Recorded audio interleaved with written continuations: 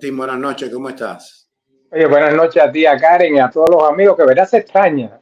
Una semana sin el programa y uno se sentía como que le habían movido el piso. Tú sabes Yo que no te se voy, puede ver la televisión. yo te voy a confesar una cosa, perdona que te interrumpa.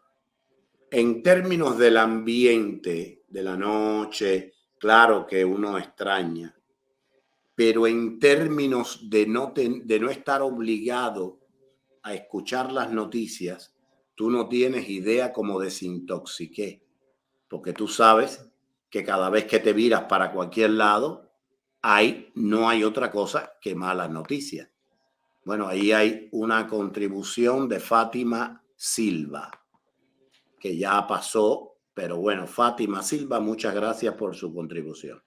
Entonces tú sabes que ahí está, cuando no tienes que oír las noticias, como que te desintoxica un poco. Yo creo que en cierto sentido fue bueno, porque me hizo regresar con nuevos bríos, me hizo regresar y me acabo de dar cuenta ahora, bueno, tuviste que era todo de corre-corre y yo medio nervioso y a última hora todo se calmó, pasó el ciclón, empieza el programa, el rating hoy está, pero por los cielos, a pesar de ser todavía periodo de vacaciones. Y bueno, vamos a tratar de darle lo mejor como todos nos merecemos. Martín, la idea fue tuya, como casi siempre, de que en lugar de hacer yo una entrevista sobre un tema y meter la cuchareta y formar el debate y estas cosas, hiciéramos una conversación donde tú ponías y yo ponía y tú ponías y yo ponía y así, y a lo mejor alguien del público hace un comentario interesante, se sube y se comenta también. Y es sobre ese periodo del milagro económico cubano. Y además, no nos queda más remedio, por más, yo digo como Michael Corleone en El Padrino 3, yo trato de quitarme de esto, pero la mafia me sigue chupando hacia adentro. Entonces yo quiero salirme de esta discordia sobre la Constitución del 40, pero coño, no hay manera que me pueda salir porque me chupa. Y entonces está aquel que me escribe y dice que tú y yo somos como Díaz-Canel porque decimos que la Constitución del 40, cosa que es una falta flagrante de respeto, no porque me lo haya dicho a mí, no porque te lo haya dicho a ti, sino porque habla muy mal de la capacidad de análisis de la persona en cuestión. Díaz-Canel no sabe ni qué coño es la Constitución del 40. Entonces, además, la Constitución del 40, por mucho que podamos criticarla, sería subversiva para este régimen de basofia que está ahora. Entonces, estas cosas, estas ofensas de un lado al otro, en lugar de un debate constructivo, oye, tú puedes pensar lo que tú quieras de cualquier constitución. Yo no te ridiculizo, pero no intentes convertir las cosas en culto, porque todos salimos escapando del culto de La Habana. Entonces, vamos a ver qué pasa. Pero bueno, vamos a ir tocando. Martín, tú siempre fijas, o me parece que fijas, el inicio de este milagro en la toma de La Habana por los ingleses, ¿o no? Mira, vamos a ir al descubrimiento de Cuba. Ok, adelante. Porque mira, esas personas que incluso han insultado a amigos de nosotros que han venido aquí al programa, como el profesor Loforte, el abogado Faisel Iglesias, que han dicho la verdad de la Constitución del 40, han dicho la verdad de la Constitución de 1901. Ok, vamos a decir ni siquiera que han dicho la verdad, han dicho lo que honestamente piensan. No, es que mira, hay una realidad. La Constitución de 1901 se hizo bajo la ocupación americana y se copió muchísimas cosas que en los Estados Unidos funcionaron y han estado funcionando hasta ahora. El sistema de educación, el sistema de salud, las carreteras, las comunicaciones, el desarrollo de la industria azucarera, se hizo bajo la ocupación americana y la distribución de gobernadores por provincia, alcaldes, senadores, representantes. O sea, sí funcionó. Y la del 40 se hizo en los años 30 y 40, donde lo que predominaba en el mundo, a pesar que a la gente le molesta, era la ideología socialista y fascista. Se tenía una ideología o una percepción de que el fascismo, por un lado con Mussolini primero, Hitler después, y el comunismo, que nada más que estaba en aquel tiempo en la Unión Soviética, era el camino para que los obreros, los campesinos cogieran el camino. O sea, es el hombre y sus entornos. Tú y yo no podemos pensar igual que un hombre del siglo XVIII, ni podemos pensar igual que un hombre de las cavernas. Y los hombres de los años 30 pensaban, hoy en día ya se sabe lo que dio el fascismo, se dio lo que dieron los nazis y se sabe lo que fue el comunismo. El que lo siga haciendo, tú mismo ahora vienes de un programa donde los estudiantes del FIU están llamándose marxistas revolucionarios a hacer una revolución marxista en los Estados Unidos porque esto es un desastre. Esos estudiantes que van en automóviles a la FIU, que desayunan, almuerzan y comen, que llegan a su casa y se bañan con agua fría y caliente y que tienen comida ahí en el congelador y abren un microwave y se comen lo que le da la gana. Dice que esto es una basura. Tú hablarás de eso, me imagino, lo que tuviste en el programa. Oye, el que no pudo verlo. Entonces, fíjate, la Constitución del 40 duró 12 años. Del 40 al 52, porque en el mismo gobierno que se instauró, que fue en el gobierno de Batista, el primer y único gobierno que Batista sale electo con el apoyo del Partido Comunista, ya eso lo vimos. Nosotros tenemos una serie aquí de todos los presidentes y el programa de Batista tiene un rating inmenso. Tú mismo me dijiste que tiene 1000 y pico, 1800. En 160,000. Bueno, vistas. ¿Por qué? Porque se desayunaron con que Batista subió apoyado por el Partido Comunista. Incluso la pancarta tenía un yunque con la hoy en martillo. Esa era la pancarta de Batista en el 1940. Entonces había una influencia comunista, había una influencia socialista, participaron comunistas como los comunistas que conocemos nosotros, Carlos Rafael Rodríguez, Velar Roca, en la constituyente. Había corrientes socialistas, había incluso corrientes fascistas, que en La Habana habían fascistas, apoyaban a Mussolini y a los nazis. Estamos hablando de los años 30. Entonces, indiscutiblemente que esa constitución está salpicada con eso y es tan utópica que hubo cosas, empezando que nunca se terminó, y hubo cosas que nunca se aplicaron porque no todo el mundo pagaba el mes 13. El mes 13 es una ley que se puso por el ministerio, se llamaba Arturito porque la puso el ministro de Trabajo, que a todos los empleados en diciembre, que es el mes 12, le pagaran 2 meses. Por eso crearon el mes, para que uno en diciembre tuviera dinero para el lechón, los turrones, los juguetes de los niños y eso. No todo el mundo se lo pagaba, no todo el mundo le pagaban el salario mínimo, que era 60 pesos. No todo el mundo tenía derecho a una vivienda decorosa, porque había en barrios como el Yeguipón. Entonces, una cosa es lo que promete y otra cosa es lo que cumple. Señores, aquí en los Estados Unidos hay barrios que son pobres. Aquí en los Estados Unidos hay gente que se acuesta sin comer. Aquí en los Estados Unidos hay gente que no termina la secundaria. Es culpa del gobierno. No, porque también hay que echarle la culpa a la familia, a los padres que se gastan el dinero en droga, a los padres que están presos. Entonces el gobierno no puede resolver todos esos problemas. Y mira, si Cuba estaba tan mal, ¿por qué a Cuba fueron más de 1 millón de españoles? Porque hasta el año 20 entraron por el censo, 800,000 españoles. Y después de la revolución de la guerra civil del 30, que fue del 36 al 39, llegaron más españoles, que fue cuando llegó Manolo Ortega, la innombrable de Ana Lasalle, toda esa gente. Entonces, Cuba se llenó de comunistas españoles después del 30. Cuba estaba llena de chinos. Los primeros chinos llegaron para el trabajo del ferrocarril. Cuba tuvo un ferrocarril desde 1837. Primero que muchísimos países. Antes que España. No, antes que España y antes que muchos países, antes que Italia, antes que Grecia, antes que Portugal. porque adelante nosotros nada más que estaba Estados Unidos, Alemania y algunos países así en ferrocarril, porque se acababa de inventar, era la revolución industrial con la máquina de vapor. Entonces siguieron llegando chinos después de la revolución de Mao Zedong, cuando Mao Zedong toma el poder, que le gana a Chiang Kai-shek, que se establece el comunismo en China, año 49, llegan más chinos a Cuba. Señores, ni los españoles que llegaron, ni los chinos que llegaron a Cuba, ni los judíos, que Cuba se llenó de judíos, de libaneses como Hagi, como el profesor Joseph Hagi, que nos ilustra a nosotros del Medio Oriente.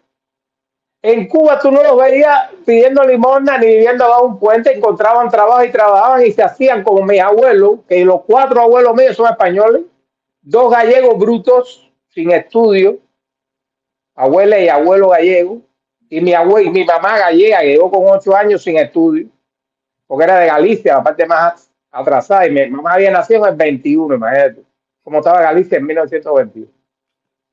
Y mis abuelos que eran catalanes, tanto mi abuela como mi abuelo por parte de padre, y llegaron empezando poniendo bodegas y almacenes de víveres. Entonces, ¿por qué esa gente encontraban trabajo y el cubano no? ¿Por qué si en Cuba había maternidad obreras, habían hospitales provinciales, habían casas de socorro, me van a decir que la gente se moría por falta de asistencia médica? Señores, las clínicas en el Vedado habían 2 clínicas que eran para poner los ejemplos de lo más bajito y lo más alto. Había una clínica que se llamaba el Santo Ángel, que valía 1.75 la cuota mensual. Y estaba el Sagrado Corazón, que valía 3.75. Fíjate, 3.75 la más lujosa, la mayor, que es lo que hoy en día es el González Coro, obstetricia, ginecología, eso. Que por cierto ahí nació mío. Y el mío también. Tú me vas a decir que cualquiera en Cuba, fíjate, fuera chino, fuera negro, fuera blanco, fuera extranjero, no se gastaba 1.75 en el mes, en cigarro, en tabaco y en un trago de ron y en una cerveza. ¿Cuánto se gastaba cualquier negro en un solar, en un toque santo y eso que metí un sábado y un domingo matando chivo y carnero? Entonces, fíjate, si no le pagaba 1.75 al hijo para la clínica, señores, no era porque no tenía el 1.75. Porque si tú comprabas cigarros, tú comprabas tabaco, tú comprabas ron y cerveza y metías una fiesta de cumpleaños y unos toques santos y eso, tú podías pagar a la clínica. O sea, si tu hijo no tenía una clínica, era porque tú no la pagabas. Como aquí también, que aquí se lo meten y se lo fuman en droga y en cocaína y los hijos andan por ahí regados. Y eso la culpa la tiene el gobierno. Hay que pedir también responsabilidad familiar. Entonces, tú viste la foto en Cuba, el bar más malo, lo pusimos nosotros, tú lo pusiste en los barrios del barrio del puerto, todos esos cafés cerca del puerto de La Habana, lleno de la gente más humilde, negros, como estás vestido tú, cuello y corbata y con un sombrero. Andrés, ¿cuánto costaba un traje? ¿Cuánto costaban esos sombreros que eran de castor? Oye, no podía pagarle unos 75 al hijo en una clínica. Entonces, vamos a poner los pies en el piso. Los judíos en el mundo entero perseguidos. Beja se ha cansado de hacer programas sobre los judíos, y el que no sepa de los judíos, porque eso hasta por religión se sabe, porque hasta en la Biblia aparece la persecución de los judíos antes de Cristo.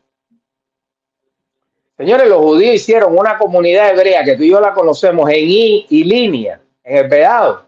Ese edificio en el año 54, Andrés, costó $1 millón.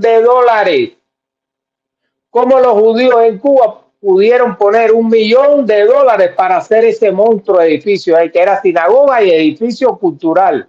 Porque ahí se daban fiestas y eso, que podían ir incluso los que no eran judíos. Isla de Pino tenía 10.000 norteamericanos, una comunidad norteamericana, que todavía hay nombres en Isla de Pino que están en inglés. Isla de Pino tenía una comunidad de japoneses. Isla de Pino tenía una comunidad de alemanes. Y en todos los pueblos de Cuba habían comunidades de españoles, de chinos, de extranjeros. Nosotros vimos que los irlandeses que fue de Irlanda, que fueron a trabajar a Cuba en el ferrocarril, porque Irlanda e Inglaterra, naturalmente, fueron los que llevaron el ferrocarril, toda esa innovación del vapor. Se quedaron a vivir. El pueblo de Wynne está lleno de apellidos irlandeses: O'Reilly, McTaggart, Ward. ¿Y cómo esos irlandeses encontraban trabajo en Cuba? ¿Y cómo tú me decís a mí que tu abuelo se moría en la calle de hambre y que ustedes no tenían un pan para desayunar? ¿Por qué tu abuelo no trabajaba? Si llegaba un chino, llegaba un judío, llegaba un irlandés, llegaba un alemán, llegaba un japonés y trabajaba. Y había una regla de que del personal que trabajara, 1% tenía que ser nacional. Que eso se puso cuando Grau, en los gobiernos del 33. El gobierno del 33 fue socialista. El que hizo Batista el golpe de Estado el 4 de septiembre, cuando se cae Machado, es socialista. Abiertamente antiimperialista. Había una corriente antiamericana tremenda en los años eso en Cuba y en el mundo entero. Y se admiraba, repito, a la URSS, se admiraba a Mussolini en Italia, porque había traído reformas. Entonces, partiendo de eso, el objetivo del programa hoy, yo no me voy a poner a decir, porque eso la gente lo sabe hasta la saciedad, que en La Habana había más cine que en París, que en Nueva York, que en La Habana los automóviles eran tantos por persona, que en La Habana había tantos cabres. No, no, eso lo sé. Yo no voy a dar números, yo voy a dar hechos y quiero que ustedes participen como de esto y que ustedes piensen. Borren el casete que le han metido aquí y allá. En ambos lados. Aquí y allá. Porque si tú vas a Google, tú y yo hemos conversado, y esto es una conversación entre amigos. ¿Qué trabajo tú pasas para poner algo que no sea lo que diga el gran man? Mira, tú y yo conversamos el otro día cuando hubo un aniversario que creo que fue en los 90, o por lo menos muy finales de los 80, tenía que ser del 89 para adelante, que se hizo una reunión en Cuba de los dos únicos representantes que quedaban vivos de la crisis de octubre. Fue en el 92, te lo mandé. En el 92. Uno fue McNamara, Robert McNamara, que era secretario de Estado. De defensa. De defensa, Robert McNamara. Y el otro era Fidel Castro, que era el jefe de Cuba, en la que se había muerto toda la demás gente en la crisis de octubre, empezando por Nikita Khrushchev y toda esa gente. Eso fue televisado.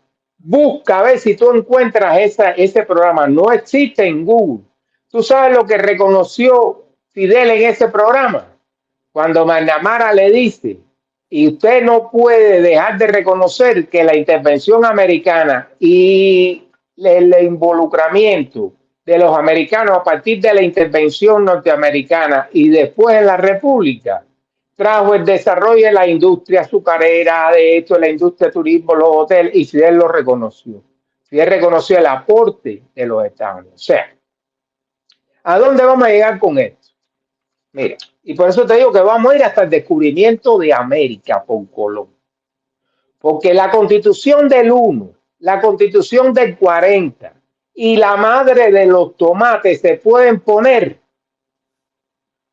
por lo que viene desarrollándose en Cuba, señores, desde el descubrimiento de 1492. Cuba no está claro. Aparece en los libros como el 28 de octubre. Hay otros lugares que aparece como el 27 de octubre. Tú sabes que Colón llega al Nuevo Mundo por las Bahamas. Este nombre Bahamas. San Salvador le llama al lugar donde llegó. Que era Baja Mar, Bahamas. Se hace una traducción macarrónica, porque sabe que esas islas se ve el fondo ahí, son de arena, son un tongal de... Precioso, precioso. Es precioso. Entonces, él llega ahí el 12 de octubre de 1492. O sea, el descubrimiento de América, el descubrimiento del Nuevo Mundo oficialmente es el 12 de octubre de 1492, que el 12 de octubre es cuando se celebra el Día de la Raza, el Día del Descubrimiento, como lo quieran llamar. Hay países que le llaman el Día de la Raza, hay países que le llaman el Día del Descubrimiento. Pero a Cuba llega el 27 o el 28 de octubre. Él, cuando descubre Cuba, señores, Cuba, y fíjate, vamos a ir diciendo historias probadas. Yo no le voy a dar a ustedes datos que yo estoy inventando, ni mi opinión, ni lo que yo viví, porque ninguno de nosotros estaba vivo en 1490. Hoy en día se sabe que los grupos de indígenas en Cuba no eran tres. A nosotros siempre nos dieron en la escuela que eran los más adelantados taínos, menos evolucionados Siboneyes, y los Guanajatabeyes, que eran los menos evolucionados. Los pinareños. Entonces, los taínos estaban en Oriente fundamentalmente. Fíjate. Había Guanatabella hasta en Guanabo y eso también, para que tú lo sepas, esta parte de que es Guanabo, o sea, que yo también tengo mi parte de Guanabo, o sea, que lo mío yo soy playero Guanabo y de... Pero fíjate, Guanatabeyes y la última península, territorio de Cuba, se llama Guanacabibes. Ajá. Fíjate, Todos esos nombres son indígenas. La concordancia lingüística. Mira, tú sabes, el nombre de Cuba es que se corta y el nombre verdadero es Cubanascan. Yo no puedo leer, señores, yo agradecería que sea algo importante, yo lo leo después, pero como yo hago el teléfono, el programa por el teléfono, me sale muy chiquitico y ya a mis años, ni con el pojuelo leo lo que sale.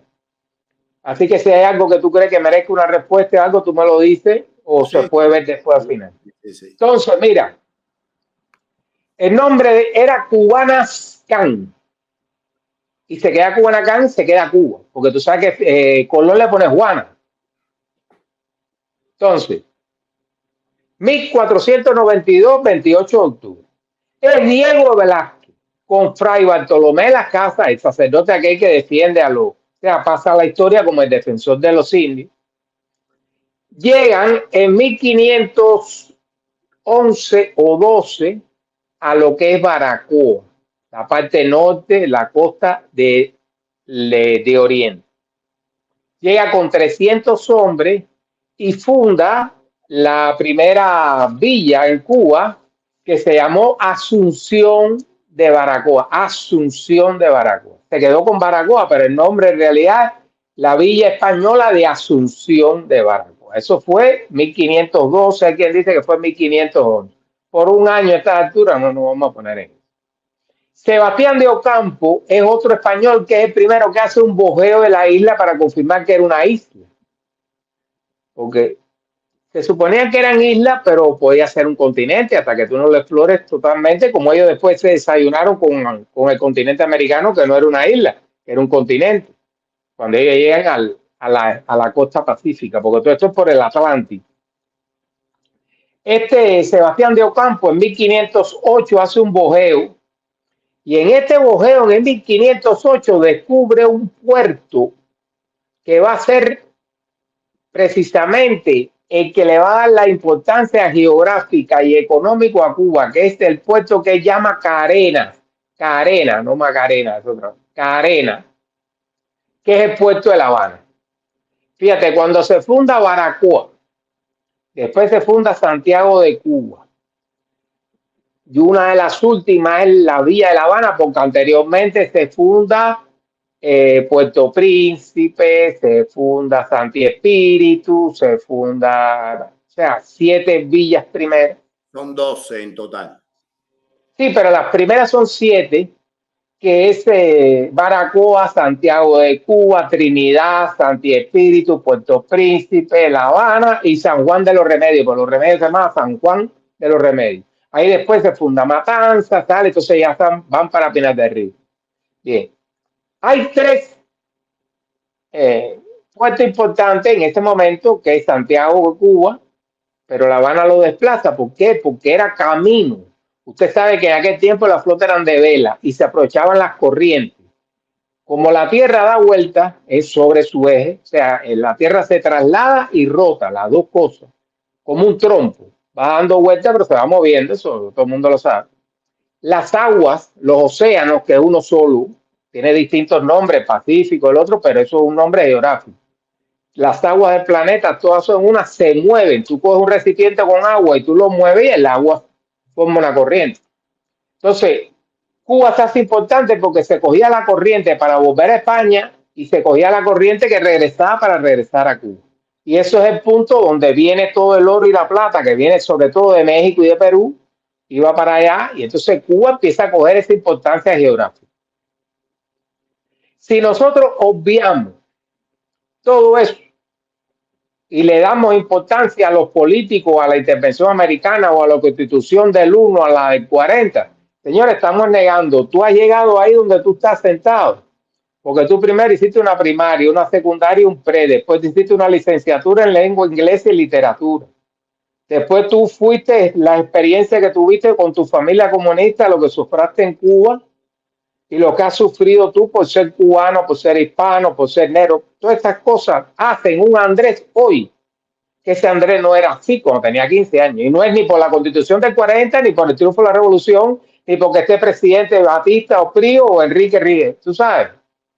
Entonces, Cuba, como todos los países, tiene una historia, una tradición. Ahora, ¿cuál es el milagro de Cuba? Señores, en Cuba, cuando llegan los españoles, ahí lo que había era tabaco, porque el tabaco es de América. De todo lo que hay en América, lo único que es de América era el tabaco, los pavos, que eran de México y de Estados Unidos, el pavo, el guanajo, y el chocolate. Estamos hablando de cosas que se venden aparte del oro, la plata y eso, y después el petróleo y las minas. Bueno, todas esas cosas vienen después, el cobre. Son los españoles los que llevan el chocolate a Europa. Son los españoles los que llevan el tabaco a Europa. Y son los franceses los que traen al Nuevo Mundo el café. El café no es del Nuevo Mundo. El café lo traen los franceses y entra por Martinica. De Martinica llega a Haití y ya Haití en los 1700 ya tenía, igual que Martinica, ya tenía miles, de cientos de miles de matas de café que llegan a millones. Cuba no tenía café. Cuba no tenía caña de azúcar. La caña de azúcar viene también con los españoles que la traen de Canarias. Entra por Nuevita, la gente de Camagüey y Florida. Entonces, la pregunta es, ¿por qué uno dice un milagro cubano? Señores, porque primero que nosotros, Haití tuvo el café.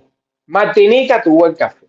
Primero que nosotros, América, México, los indios, incluso del norte, el sur, tenían el tabaco. Era una cosa ritual. El tabaco ellos cogían el humo para entrar en nota y eso. Era una cosa que te alteraba. Y la caña de azúcar la tenían la gente en Canarias. ¿Por qué es Cuba la que se convierte en 1829 en la primera productora del mundo de azúcar de caña? ¿Por qué es Cuba que se convierte en el mejor tabaco del mundo hasta 1959? Primer tabaco del mundo, el tabaco cubano. ¿Por qué era Cuba en los 1800 segunda productora de café con una calidad tremenda? Solo por detrás de Brasil. A Brasil habían llevado el café los portugueses, a Martinica, a Jamaica, habían llevado el café los ingleses, y a América, la parte esta, que hoy en día va por ahí, lo habían llevado los holandeses, la parte de las Antillas holandesas. Entonces, ¿por qué es Cuba? Y ahí es donde está el milagro. Eso no es por ninguna constitución, eso no es por ningún presidente, eso es por todas las condiciones que se dan en Cuba. Mire, en primer lugar, y vamos a razonar, yo no estoy dando datos que no sean verdad, que son comprobables. Ahí están los récords. 1829 ya Cuba era primera productora de azúcar. ¿Por qué no era Canarias?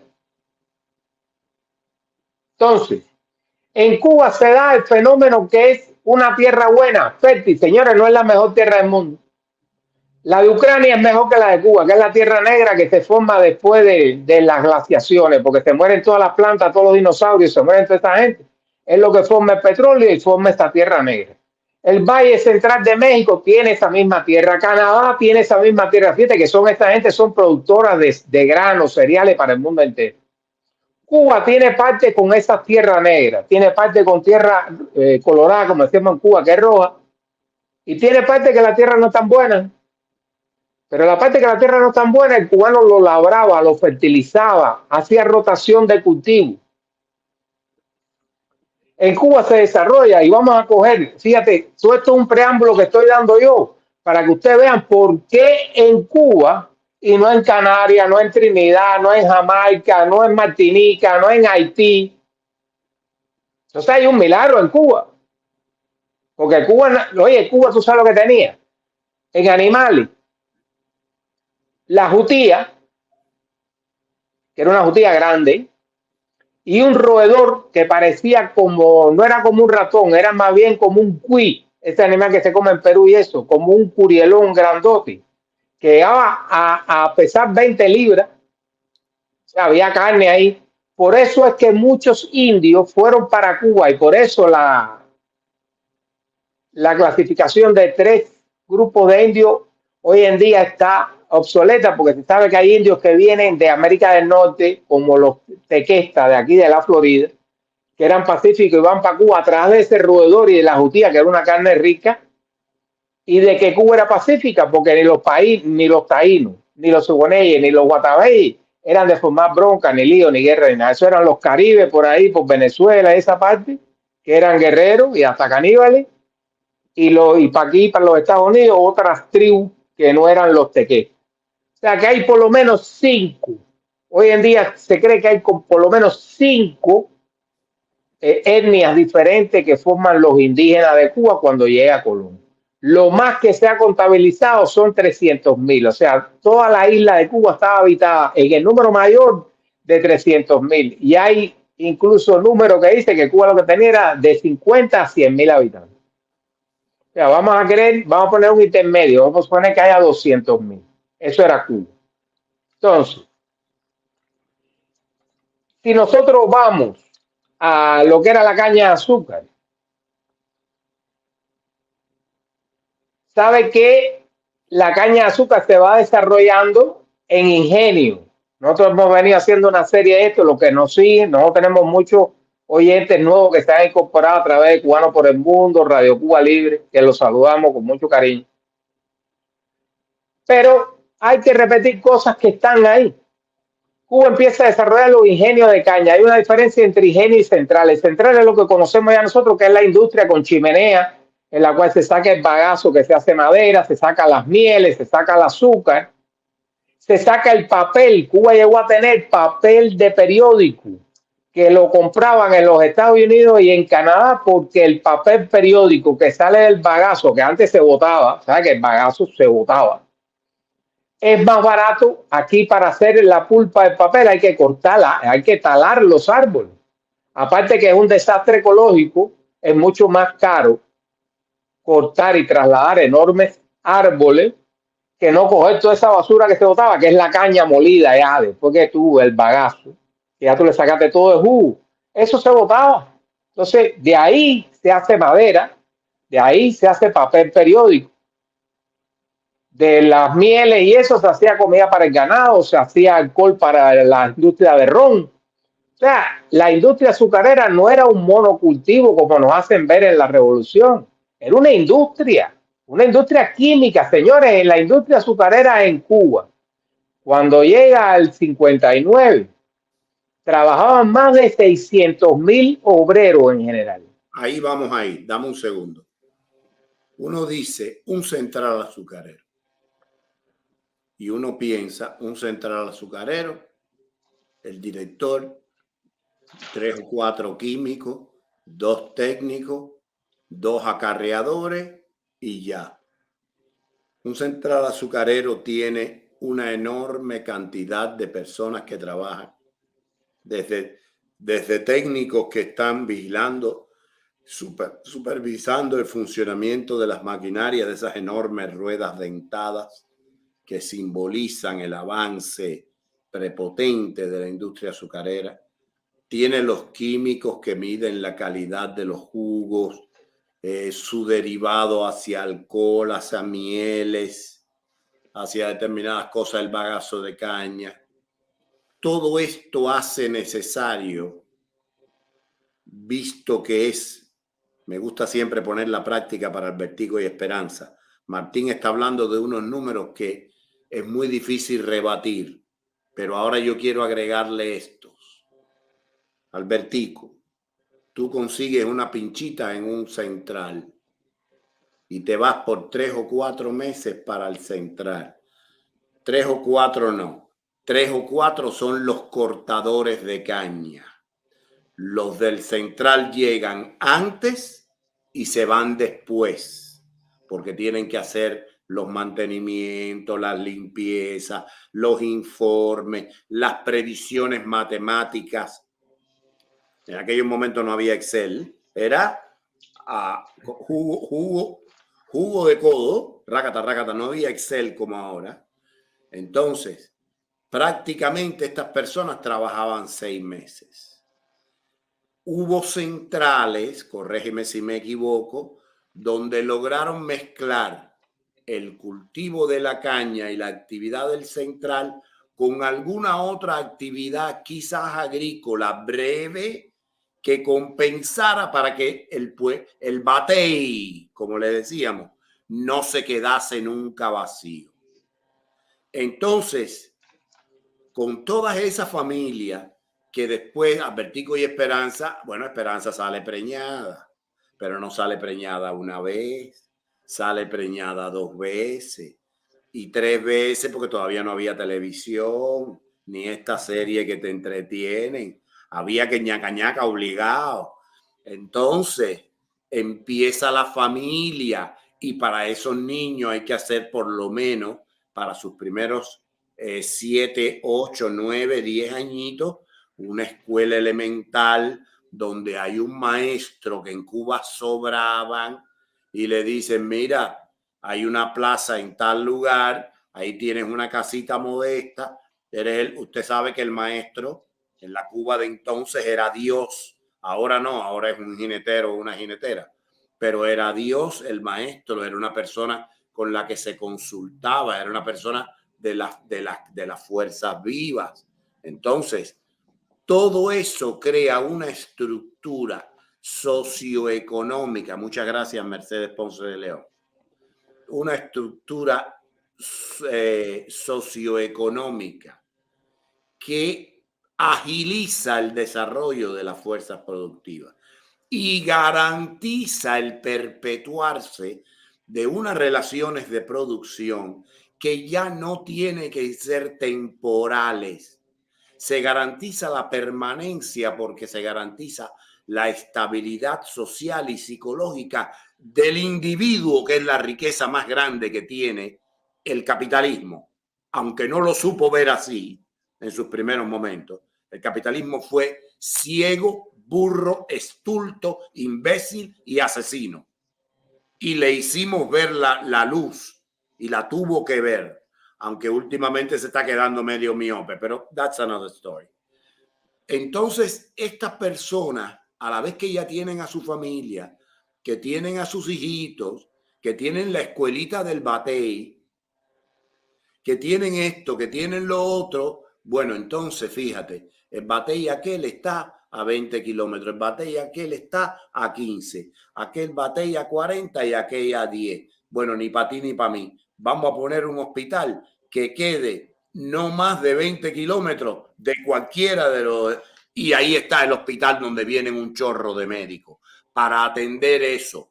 No me dejará mentir que los que son de Holguín saben que hay un hospital que hasta hace poco fue bastante bueno en el pueblo de Freire. Y ese hospital está ahí por el Central Freire. Sí, los que son de Holguín no me dejarán mentir. Espérate, perdona, déjame hacerte una interrupción ahí. Dime. Todo el mundo conoce a Celia Sánchez Manduley, la secretaria de Fidel. Exacto. Y Celia Sánchez Manduley tenía una posición económica alta, ¿verdad? Todo el mundo sabe que Celia Sánchez, Bimespín, toda esa gente tenían una posición alta ahí en Oriente. ¿Qué cosa era el papá de Celia Sánchez? Médico de un central. Entonces sí, el que niega eso. Era un personaje. Celia Sánchez era médico, el papá tenía esa posición porque era médico de un central. Ahí está lo que tú estás diciendo. Un personaje. Entonces, sí. Esto, lo que queremos nosotros es que usted, Albertico y Esperanza, no se vaya por el modelo de Excel. Cuba era más, Cuba era menos. Esas son pendejadas. vamos a utilizar la lógica. Una gotica de agua aquí que germina y crea una flor trae consigo un montón de cosas. Esos fueron los centrales, pero cuando digo centrales, digo una rosera, digo el amigo Juan Tomás, que lo trae aquí, lo voy a volver a traer, que se dedicaba a exportar el melón cantaloupe, lo que en Cuba llamamos melón de Castilla, nada más y a nada menos que a la Yuma. Y él me contaba, delante de todos ustedes, que el cantaloupe es un fruto muy frágil, extremadamente perecedero, pero que daba buen billete precisamente porque hay que trabajarlo manualmente y cada un número de semanas virarlo para que no se pudra, para que madure uniforme. Cuba llegó a tener todo eso, exportaba cantaloupe, exportaba azúcar, exportaba un chorro de cosas y consumía mucho. Tenía una industria ganadera fuerte de mantequilla, de leche, de grasos y consumía muchísimo. El cubano, la tostada con mantequilla, el café con leche. Eso no faltaba en una casa. Entonces, lo importante es que ustedes sepan que en la creación de estas cosas, y el ejemplo del Central es nada más que uno, podemos poner un dealer de automóvil, podemos poner la cubana de acero, que en Cuba se llegó a un suspiro del alto horno que pudiera ser los automóviles. Nos quedamos a un suspiro. Si Fidel Pero se hacía cero, se hacía cero. Si se llega sí, pero hay un grado que sí, claro, el que te permite hacer. Pero bueno, el Antillana Acero se funda a principios de los 50, llega este animal en el 59 y se acaba todo el desarrollo. Es lo que te digo a ti. Tú no llegas a precio y no haces primaria primero. Exacto. Todas estas cosas existían en Cuba. Entonces, ¿qué pasa? Yo no voy a penalizar a nadie. Yo no voy a decir que nada es mejor que nada. Yo no voy a decir que los de la Constitución del 40. La idea de hacer constituciones, la idea de hacer partidos, la idea de una liturgia política, todas estas ideas que yacen en el plano subjetivo del ser humano, no del objetivo, porque no es comer, no es sexo, no es la vida o la muerte. Muchas gracias, Maribel. Es lo subjetivo. Todas estas cosas no fueron las que posibilitaron el milagro de Cuba.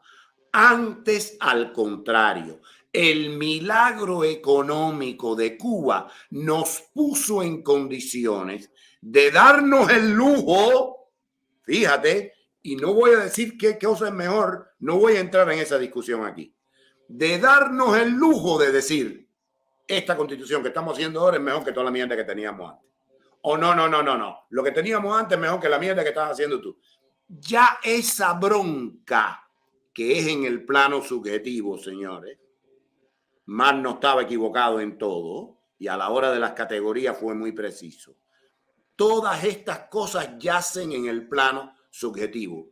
¿Y por qué un pueblo se puede permitir tener un debate de este tipo? Porque teníamos nuestras necesidades básicas resueltas.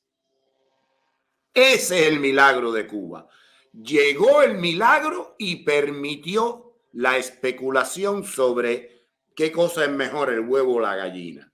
No llegó el huevo y la gallina y después empezamos a desarrollarnos. Si partimos de ahí todo, yo le acepto a ustedes lo que me quieran decir. Pero la abundancia, los melones cantaloupe de Juan Tomás, no se los dio la Constitución del 40.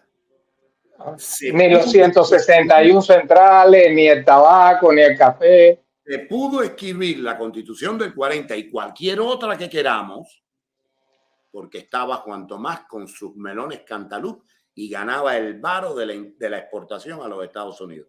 Adelante, Martín. No, incluso pudo llegar Fidel en el 59 y cogerse todas las casonas de Miramar y llenarlas de Guajira y decir que iban a estudiar a La Habana porque no construyó esas escuelas.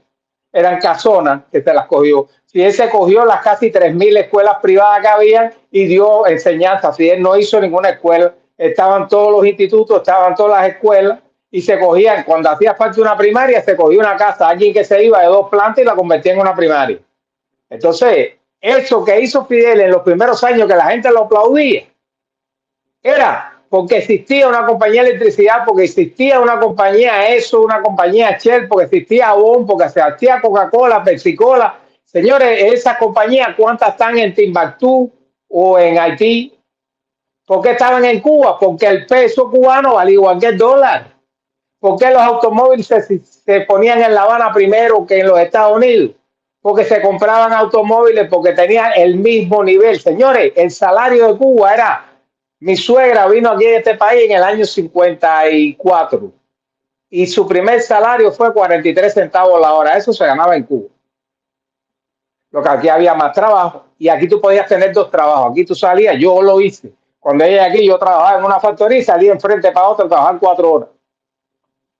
En Cuba era difícil que tú tuvieras 2 trabajos. Era difícil porque, claro, ya eso se iba superando. Entonces la gente venía para acá porque podías trabajar, pero ibas a ganar lo mismo. La diferencia no era mucha del salario. No era mucha. Hablen con la gente que está aquí del año 59, 60, 61 para que vean que ganaban menos de $1 al día. En Cuba un salario normal era de 7, 8 pesos cubanos.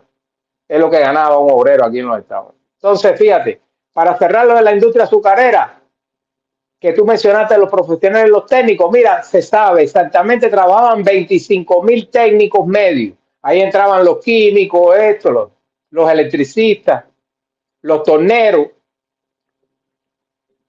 Y trabajaban 10.000 profesionales que eran ingenieros como Margolle, que tú lo conociste, que llegó aquí, trabajó en los centrales aquí de Fanjul en la Florida. Y como Carlos Ríos Otero, que ha hecho el programa, que fue el que hizo el programa que nos dijo nosotros que las balas las sacaban de la base de Guantánamo para llevarla para la sierra, que su familia estuvo relacionada con Fran País, todo ese movimiento de Fran País, conoció a Fran País, a Bimertín, a todo ese piquete. Y él es ingeniero agrónomo también. En el año que los Estados Unidos intervienen en Cuba, año 1898, fíjate, los Estados Unidos cogen una Cuba que se había destruido en parte por la guerra. En parte por la guerra, ¿por qué? Porque los españoles habían hecho una reconcentración. Todo el mundo conoce la reconcentración de Weyler, que saca a los guajiros de sus fincas y los meten en ciudades. Nadie atiende a los animales, nadie atiende a las cosechas. Todo eso se pudre, se echa a perder, se muere. Crea epidemias. Cuando tú concentras en una ciudad a miles de gente sin higiene, la higiene que podía haber en el 1898, que la gente ni se bañaba todos los días. Y por otro lado, la destrucción que Maceo y Máximo Gómez en la guerra del 95 declaran tierra arrasada. Cuando pasaban los mambises, candela los bohíos, mata a los animales, quema las cosechas, quema la caña, quema el tabaco. Se hizo. Pero fíjate, ¿cuál es la diferencia? Que cuando llegan los americanos en 1898, se meten hasta el 1902. En el 98, la mitad del año, porque la invasión y eso fue junio, julio. Todo en 1899. Oigan esto es historia, no son datos ni es promesa. 1901, que es cuando se hace la Constitución para hacer la transición a la independencia de Cuba, el 20 de mayo de 1902. Y hasta mayo de 1902. Pero en Cuba, cuando llegan los españoles y hacen todo esto que traen ganado, traen gallina, traen tabaco, traen la caña de azúcar, traen café, o sea, desarrollan la industria del tabaco. El tabaco estaba en Cuba, pero lo llevan a Europa y en Europa el boom del tabaco, la gente olía tabaco, fumaban tabaco, se formó la moda del tabaco. Eso se convierte en dinero. Antes era un ritual de los aborígenes que le llamaban coiba para coger notas y en sus rituales religiosos. el café que lo traen. ¿Por qué van para Cuba? ¿Por qué cuando hay una revolución en Haití? Porque el café que llega a Cuba llega de Haití. Fíjate, casi todo entraba primero por Saint-Domingue, en francés se llama Santo Domingo. Saint-Domingue es lo que es la isla la Española y es lo que es Haití, Santo Domingo. Todo llega primero por Santo Domingo y por Haití. Señores, ¿y por qué es que en Cuba que alcanza el desarrollo y la explosión? Porque Santo Domingo en Haití se convierte en el primer productor de café, ni se convierte en el primer productor de tabaco, ni se convierte en el primer productor de azúcar, ni exportan ganado. En la América no había ganado. El caballo, la vaca, la cabra, la oveja, el cerdo lo traen los españoles. Señores, ubíquense en esto. Todo eso viene fundamentalmente de las Canarias, porque era, tú sabes que ellos salían, cogían las Canarias y en las Canarias es que cogían el rumbo. Incluso se dice que ese mismo rumbo es el que cogió Hitler y todos los nazis que se escaparon para Argentina. Eso es otro programa. Porque de las Canarias te acercas más a América. Entonces, los cerdos, las vacas, las ovejas, los carneros, los perros, en Cuba había un perro que no ladraba, los caballos lo traen ellos para dominar, el aquello del caballo, el soldado en el caballo impresiona, porque en Cuba y en todos los países hubo rebeliones, fue Pánfilo de Narváez el que aplaca todas las rebeliones, que hubo sus conatos cuando queman a Puey y qué sé yo, porque los indios se rebelan. Pero el caballo impresiona el armamento de ellos. Entonces, nada de eso existía. Tú me planteaste un papel que no puedo dejarlo pasar y es la toma de La Habana por los ingleses. Los ingleses toman La Habana, no toman Cuba. Cuba entera sigue siendo española, porque yo he visto increíblemente que se piensa que cuando los ingleses tomaron La Habana, ya La Habana dejó de ser colonia española y era inglesa. No, no, no.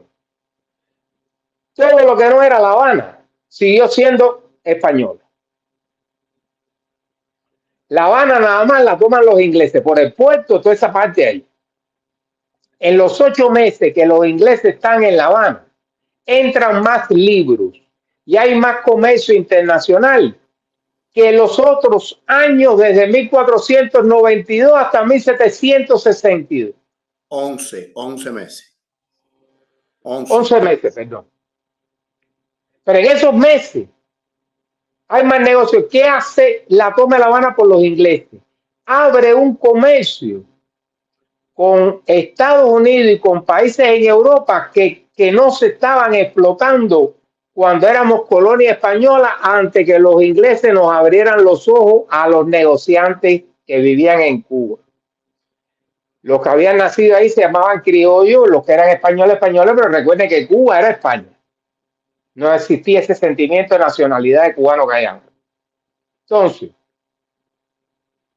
la toma de La Habana por los ingleses fue otro factor que amplió el mercado en Cuba.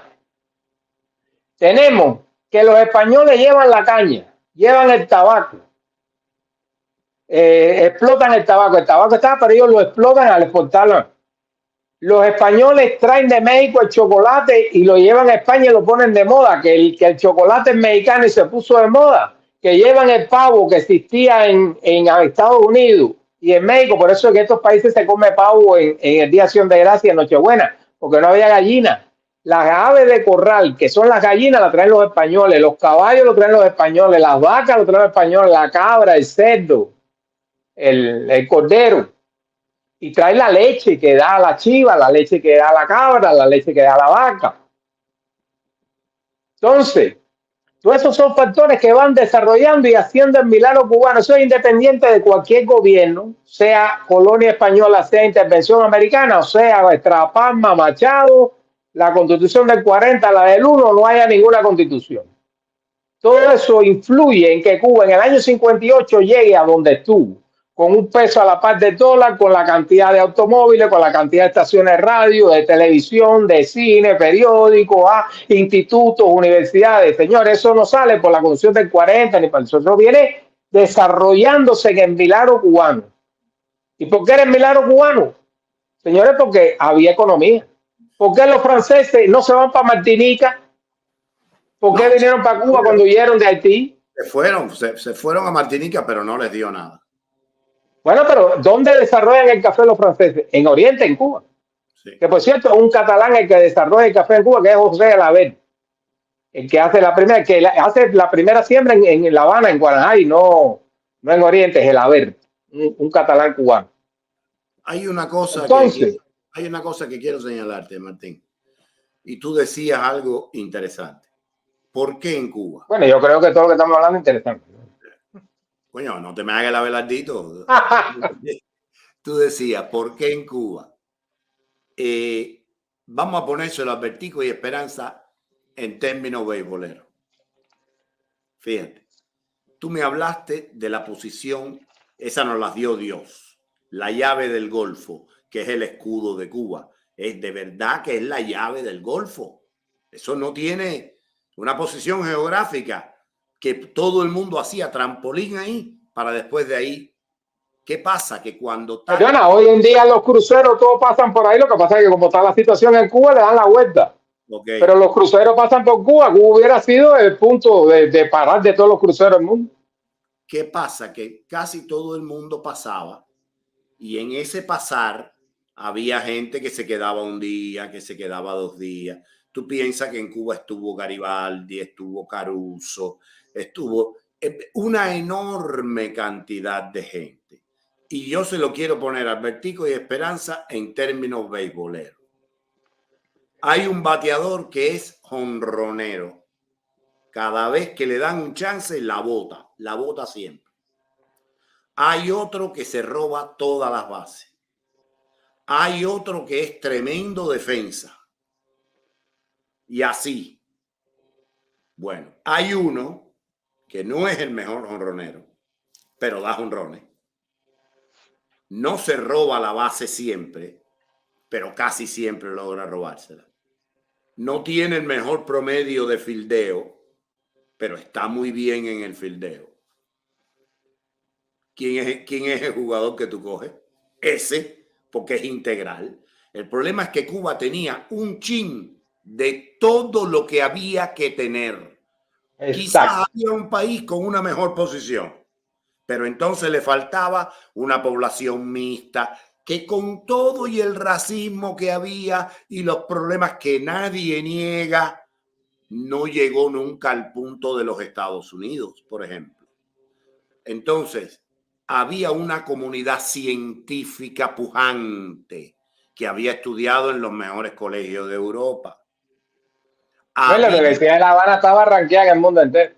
Pero había mucha gente que había regresado de allá. Sí, sí. Y fíjate el sentido de regresar, porque había esperanza de lograr algo en el terruño. Entonces, Cuba no era el jugador que más jonrones, pero era el segundo en jonrones, segundo en bateo, tercero en base robada, segundo en fildeo, el mejor jugador del mundo. No era primero en nada, no le hacía falta. En azúcar y eso sí fue primero. O sea, bueno, ok, pero el problema es que tenía tantos ingredientes positivos que hacía que la gente tuviera que pasar por La Habana por lo menos 2 días. En ese pasar por La Habana, tú me dejabas el libro que estabas leyendo y yo me quedaba leyendo el libro. En ese paseo por La Habana, tú pasabas por el puerto. Recuérdate que el avión hasta un cierto momento no fue tan popular. Se iba en barco, tú te bajabas en el puerto y ¿a quién era lo primero que te encontraba? A Moreno del Solar, que se había puesto su mejor gala y te decía, ven acá, papi, ¿quiere que te lleve a conocer esto? ¿Quiere que te presente unas ninfas o quieres unos licores? Entonces, el extranjero aprendía nuestro folclore, pero al mismo tiempo ese extranjero le dejaba el librito al moreno. Y a lo mejor el moreno no lo sabía apreciar y dejaba el librito en la mesa del cuarto del solar. ¿Y quién llegaba a leer el libro? El negrito. Tácata.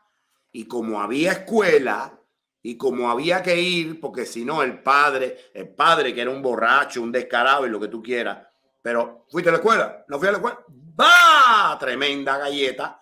Había que ir a la escuela, había que ponerse camisa, Entonces, había una interrelación entre lo que Cuba podía enseñar al visitante y lo que el visitante dejaba en Cuba, que nos hizo posiblemente la nación más cosmopolita, posiblemente no, seguramente la nación más cosmopolita de América Latina, incluso más que Ciudad México, que geográficamente está en el fondo. Y tú me dirás, Buenos Aires, Santiago de Chile, sí, de puta madre, pero ¿qué te dice un argentino? Nosotros estamos en el culo del mundo.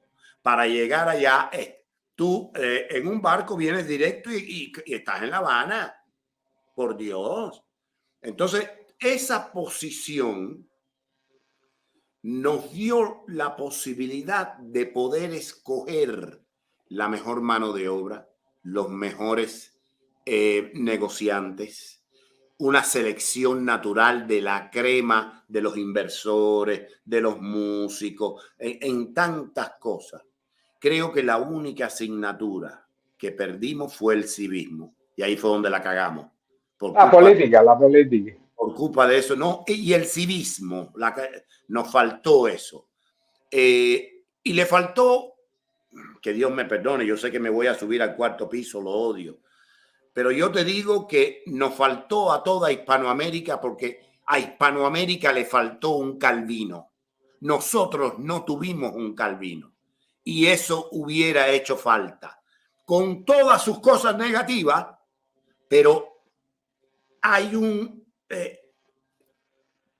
el cinturón puede ser del mejor cuero, pero lo que determina la efectividad del cinturón, Martín, es la hebilla.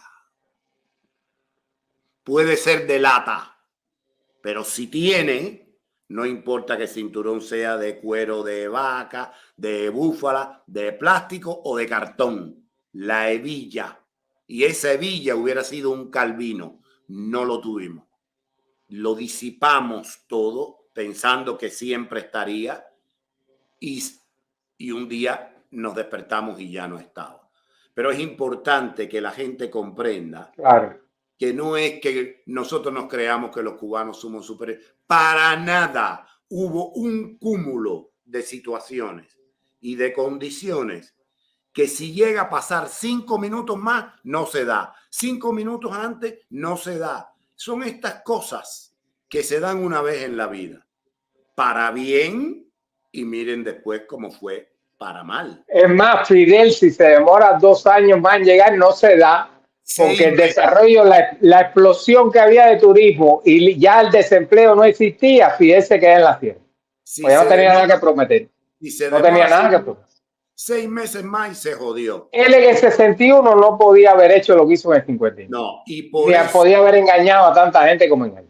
Y por eso cada vez estoy más convencido de que todo esto es un plan que nació. Hombre, claro, por eso está 64 años ahí ya. Mira, en el 59 podía haber dudado la gente. Ya después de Girón, después de la crisis de octubre, y que estamos en el 2023, se murió Fidel, se está muriendo Raúl. Y eso está ahí indiscutiblemente que es un plan. Ahora fíjate, quiero recalcar una cosa. En la intervención norteamericana nosotros hicimos hincapié en que desarrollaron el sistema de escuelas públicas. Los americanos cuando se fueron en 1902 dejaron 1000 y pico de escuelas públicas, dejaron construcciones de calles, parte del malecón, hospitales como el Calixto García, y se creó una orden especial que fue la Orden 62. Fíjate, la intervención americana emite la Orden número 62, Orden número 62, que pone dinero en la modernización de los ingenios cubanos de azúcar, porque ven lo que es el azúcar, y los convierten en centrales. Señores, ya en el año 59, cuando llega la revolución con Fidel, el central Hershey, que toda el azúcar se llama Hershey por el chocolate Hershey de aquí, el azúcar de ese central iba para la fábrica de chocolate en los Estados Unidos, que es de la Nestlé. Era eléctrico. Ya no se usaba petróleo, ya no se usaba el bagazo, era eléctrico. O sea, muy poca contaminación. Y ese central, Fidel lo destruye. Fidel cierra 73 centrales de un golpe, incluyendo Ejército, en el año 2002. Porque sí, 73. ¿Tú sabes cuántos centrales hicieron los americanos en la intervención? 75. Por la orden 62. 75 centrales azucareros, centrales con la chimenea. No estamos hablando de un trapiche con un buey dándole vuelta, estamos hablando de central. Eso lo hicieron los americanos. Si todas esas condiciones no se dan, olvídate de la Constitución, olvídate del grado de Machado, de Batista, de la madre de los tomates. Esta gente hicieron lo que hicieron porque había con qué hacerlo. Señores, en La Habana, antes de la revolución del año 20 a los 40 fundamentalmente, se hicieron 38 repartos en La Habana. 38. En 64 años de revolución no se ha hecho un reparto. Lo que estaba hecho se destruyó. Se hizo el Vedado, se hizo Miramar, se hizo Casino Deportivo, Alta Habana, se hizo el auto altura del auto, se hizo oiga, 38 repartos. Reparto de la altura de Víbora Park, Nuevo Vedado, Miramar. Y más modesto, como es Luyanó, altura de Luyanó, o sea, parte de Guanabacoa, reparto Bahía, 38 repartos, señores, hicieron. Entonces, ahora, Martín, nada más que para joder, 38 repartos, más o menos cuántas casas esos repartos tendrían como promedio. Imagínate tú cuántas casas hay en Vedado, cuántas casas hay en Miramar, cuántas casas hay en Casino Deportivo. 500 casas. 500 casas. Hombre, no, mucho más. Vamos a ser conservador, porque acuérdate que había el Vedado, pero Casino Deportivo era más chiquito, Alta Habana era más chiquito. Vamos a poner no, yo no creo que. Imagínate tú. 800. Y eran casas, aparte habían edificios de vivienda, pero no eran palomares como Alamar. No, espérate. Eran casas. Vamos a las casas. Con jardín, con portal, con garaje.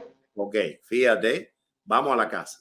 La familia promedio entre los años 56 y 58, ¿qué te gusta? ¿Era de 5 personas, de 4? ¿Cuánto era la familia promedio cubana? Me imagino que 4, un matrimonio con 2 hijos.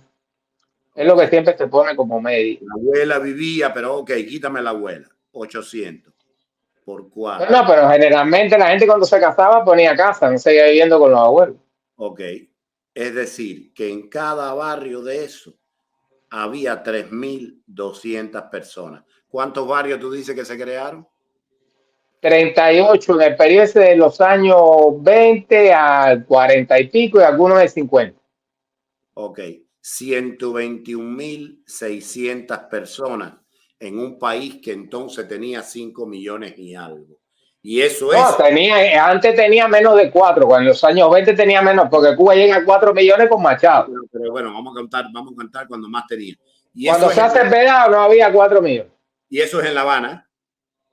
Sí, no, te hablan de La Habana. Cada provincia tenía sus barrios elegantes y sus barrios populares. Entonces, Martín, a este ritmo, ¿dónde estaba la gente pobre cayéndose de hambre? Y los había, pero no el número que nos dicen a nosotros, porque matemáticamente no da. Bueno, mira, en Cuba nunca hubo unos cerros como en Caracas, ni unas favelas como en Brasil. Jamás. En toda La Habana había un barrio de este tipo que era el famoso Llega y Pon, que era así. Así. Porque los demás eran, mira, estaba Pobolotti, eso se hizo. El Marianao, ¿para qué contarte? Lo que se hizo en Marianao fue tremendo. Porque Marianao empezaba después del puente Armendáriz y era la parte de Armendáriz que era más lujosa, Marianao, donde vivía mi mamá cuando vino de España, que era por el anfiteatro, esa parte de 51, 120, donde estaba la plaza de Marianao. Todo eso por ahí para allá, después la Lisa. Señores, todo eso eran casas y edificios normales, no palomares a la mano. ¿Y qué casa? 3, 4 cuartos, no palomares. Una casa, no había casa de un cuarto. Yo nunca vi una casa de un cuarto. Yo tampoco. Había cuartería. que era otra cosa. Miren, 14 en el Vedado había una cuartería que atravesaba 14. En Infanta había una cuartería que atravesaba Infanta. Bueno, Que 21, habían así. 21 y E, los migueros. No, pero cuartería, no solar.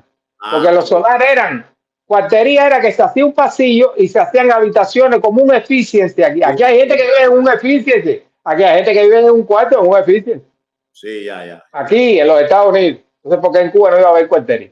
Claro. Entonces, los solares es otra cosa. Los solares eran casonas señoriales de 2 y 3 pisos que habían caído en desgracia. ¿Por qué? Porque la gente se había mudado para el cerro. O sea, acuérdate que La Habana crece en lo que es la muralla, intramuro, lo que es Habana Vieja.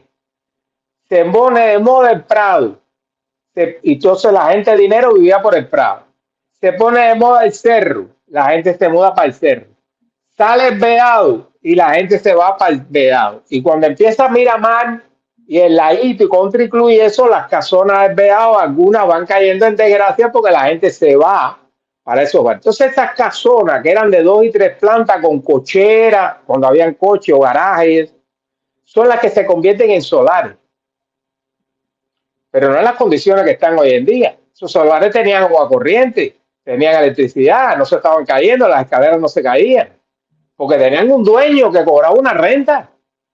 Ahí se pagaba renta. Ahí no se vivía como un ocupa en España. Exacto. En España hay ocupas ahora que se meten en una casa. O sea, en todos los países hay miseria. Pero en Cuba no había esta miseria. Entonces tú ves los guajiros, cada vez que te ponen una foto de un bohío en Cuba, te ponen una niñita descalza, sucia. Oye, las niñitas tienen unos troncos de piernas así, unos cachetones, que se ve que están jamados. Busca fotos, una lástima, busquen fotos de los bohíos cubanos, que eran muchos españoles, hijos de españoles y eso, y las niñas eran rubiecitas o azules, con unos cachetones y unas patas gallegas de estas que le rocaban el mando. Estas niñas estaban bien comidas, no eran como Etiopía, no estaban con los ojos hundidos y la barriga de él, no. Entonces, fíjate, todas estas cuestiones que hemos planteado nosotros, quiero terminar dando un repaso de dónde viene lo que hemos planteado. Porque tú sabes que a mí me gustan las curiosidades, a ti también, y hay muchos de los oyentes de nosotros que son bien curiosos también, les gusta saber la cosa. Mira, la caña de azúcar dijimos que llega a España a través de los árabes. Y llega a Cuba a la española primero. La española es lo que es Santo Domingo, Haití, de las Canarias. Pero el primer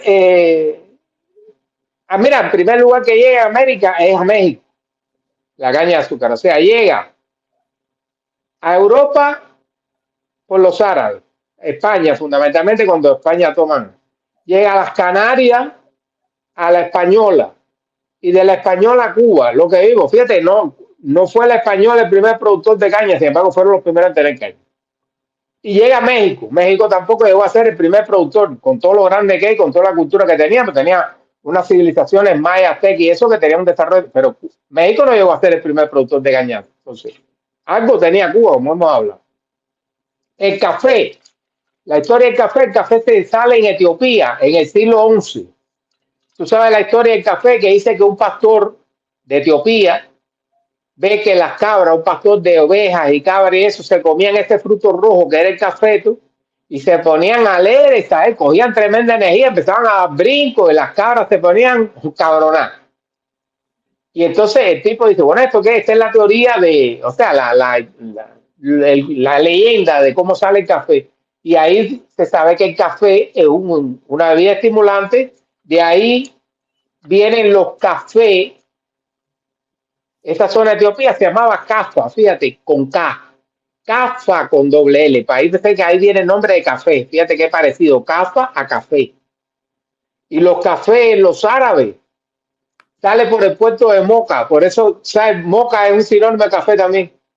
Uno dice Moca, Moca o café. Y viene de Cafa y de Moca, que es un puerto. Todos son puertos árabes. En italiano, la cafetera se dice moca. Mira, para que tú veas.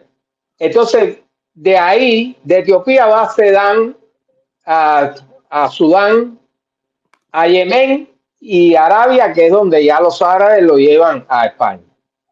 En esos cafés, tú sabes, se empieza también ya después a servir justo con el chocolate que los españoles llevan de México. Fíjate, ya ahí se va creando un ambiente de tomar café y tomar chocolate caliente, pero en esos lugares se va a conversar, a leer, a oír música, a hacer política. O sea, ya crea un ambiente que son los cafés. Tú no solo vas al café a tomarte un café, tú sabes que eso es un ritual.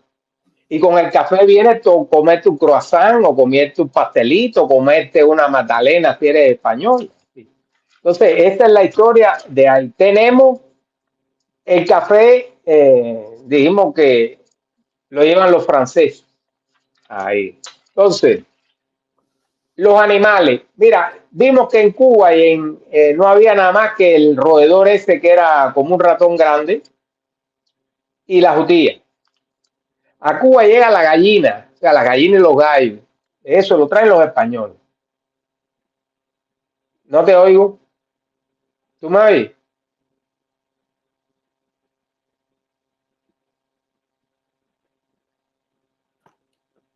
Por acá me anotan que se llama almiquí.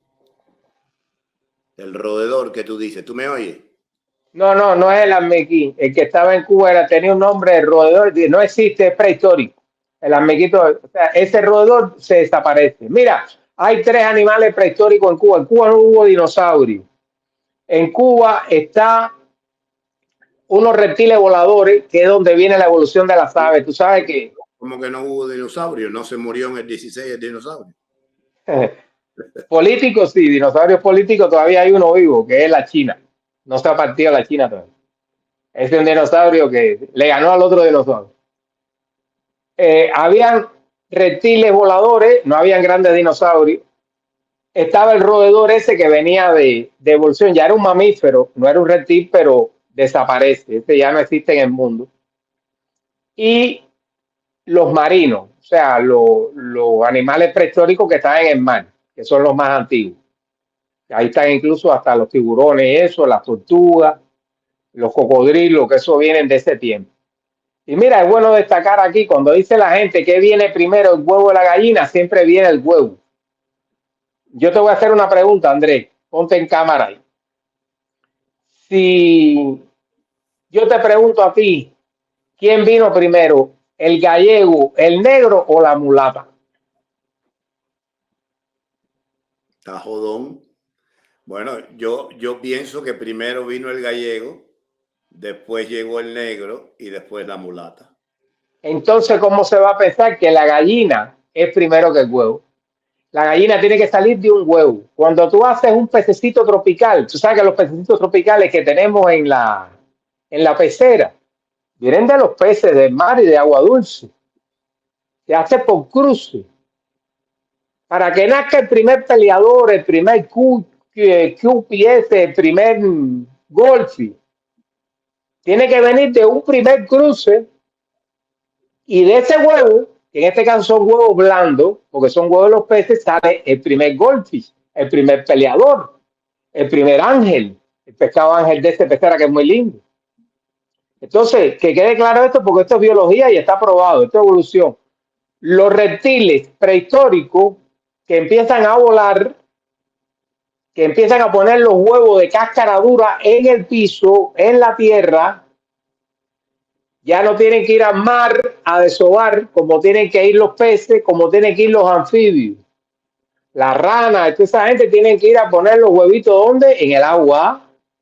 Pero ya las gallinas, o sea, las aves que vienen de esos reptiles tienen cáscara dura, ya se puede poner en la tierra, ya son terrestres totalmente, no anfibios ni marinos. Entonces, para la gallina, si hablamos de las gallinas de hoy en día, indiscutiblemente que salen de un cruce de otras gallinas, porque fíjate, en América dijimos que lo que había eran pavos. El pavo es un ave que evoluciona de esos primeros reptiles voladores. Para llegar a ser gallina, tú tienes que empezar a hacer cruces. Hoy en día que tenemos gallinas ponedoras, gallinas de carne, gallinas esto, gallinas bonitas, gallinas con plumas, gallinas, es porque se han hecho cruces igual que se hizo con la mulata. Si no había una mulata, si no hay, o sea, una mulata cubana, ¿no? Que sale del cruce del gallego que se casa con la negra cubana. sea, a nadie se le ocurre preguntar quién es primero, la mulata o el negro. No, no, tiene que haber un negro y un blanco para que saque una mulata, pues si no sigue saliendo gallego y sigue saliendo negro.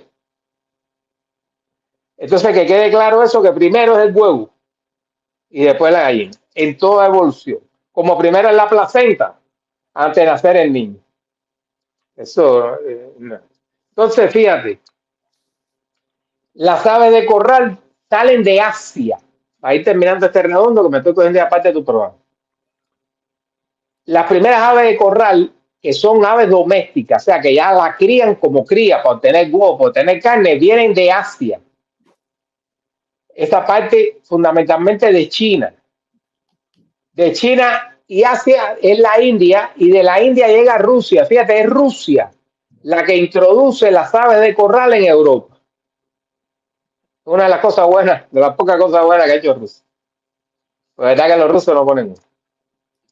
Entonces, el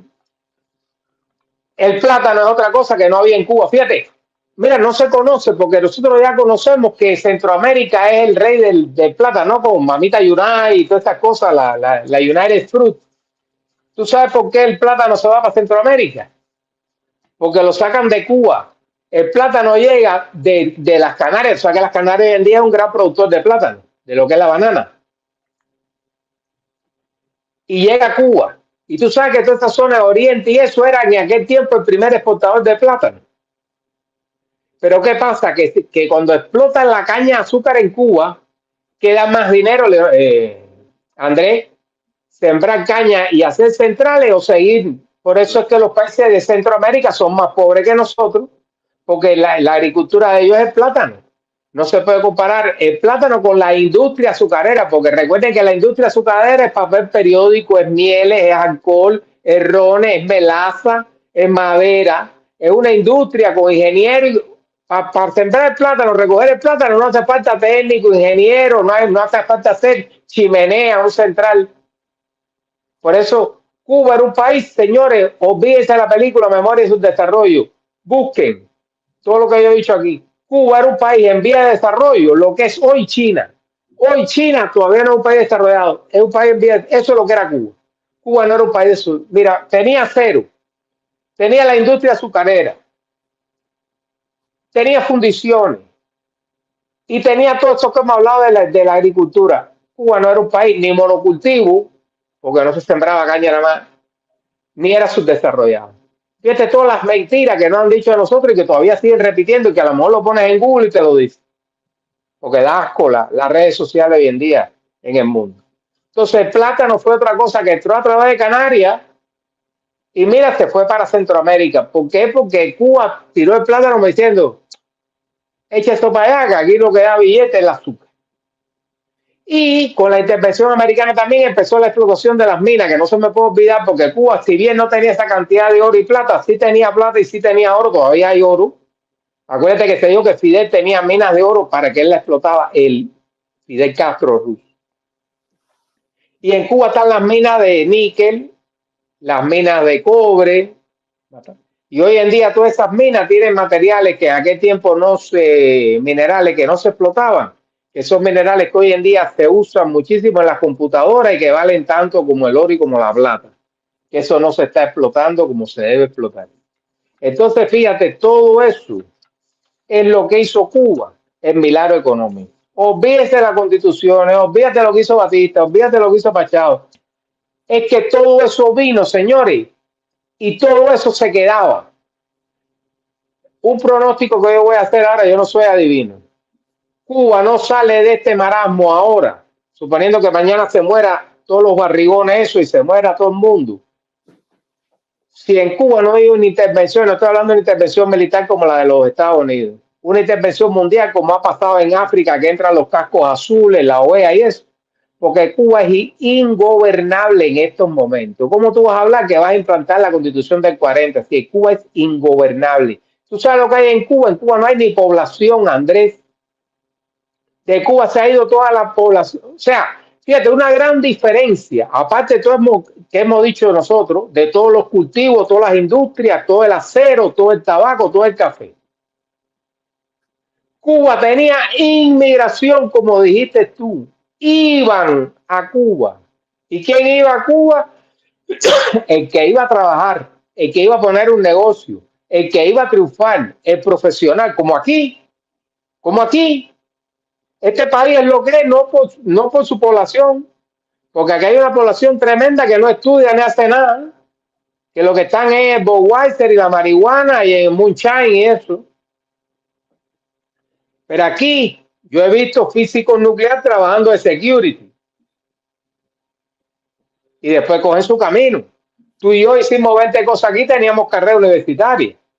Yo trabajé en factoría, manejé un camión de la West Fargo dando dinero con 2 carreras universitarias. O sea, eso era Cuba. Hoy en Cuba la gente se van. ¿Con qué tú vas a trabajar en Cuba, Andrés?